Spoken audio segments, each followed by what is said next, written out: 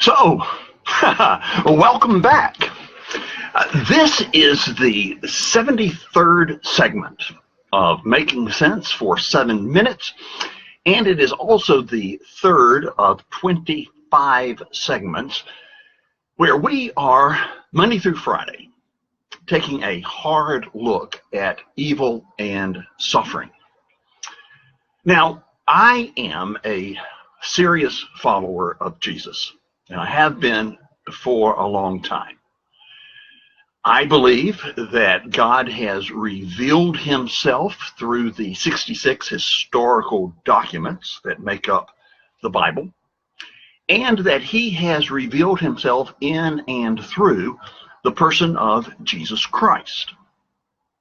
Now, as a result, I'm convinced that God is good, that he is all loving, and he is all powerful. He's omnipotent. Now, that claim, those claims that I just met, is for many an immediate challenge in the face of evil. The challenge, as far as anyone can remember, was first articulated by the Greek philosopher Epicurus. And his challenge is known as the famous three-horned questions. And here's what he asked.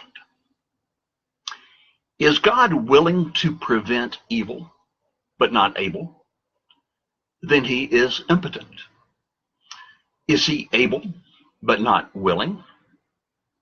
Then he is malevolent. Is he both able and willing? Whence then is evil? Or, you say that God is all loving and all powerful, and yet there is evil. If God is all loving, he would correct the situation, but he doesn't. So he must not be all powerful. But if he is all powerful and doesn't remove the problem, he must not be all loving. And some folks consider that the greatest challenge that faces the Christian concerning their conviction about the nature of God. And I'm willing to take the challenge. Yeah. And in doing so, I'm walking into an arena of theology that is known as theodicy. Now, theodicy is defined as trying to answer the question of why God permits evil. Now, the existence of evil, again, has been seen as perhaps the greatest challenge to the claims of the Christian concerning the nature of God. And here's perhaps the best place to start in response. And that is, I'm convinced that the existence of evil is an even greater challenge for atheists. And let me lay out my case with 7 statements that build one upon the other. Here we go. Are you ready? Because they all need to be considered and understood in order to move to the next one. The fact of moral evil is one of the key clues to the existence of a good God. The very categories of evil or wickedness only exist if an absolute moral law exists.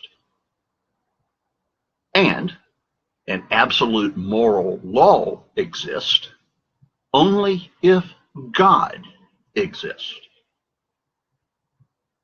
An absolute moral law exists only if God exists and has communicated to us said law. If there is no God, then the highest source from which a moral standard can come is you and me and all the folks around us. But if you and me and all the folks around us are the highest source for moral standards, on what basis could you ever say that my actions or the actions of any one of all the folks that are all around us, based on our own moral standard, could be evil? The atheist is in no position to enter in any intellectually meaningful way this discussion about evil. Now, there is a good bit more that can be said concerning the fact that although evil is a reality, so is the existence of an all-loving, all-powerful God. And we'll explore more of that down the road. Next segment after segment after segment. Thanks, y'all.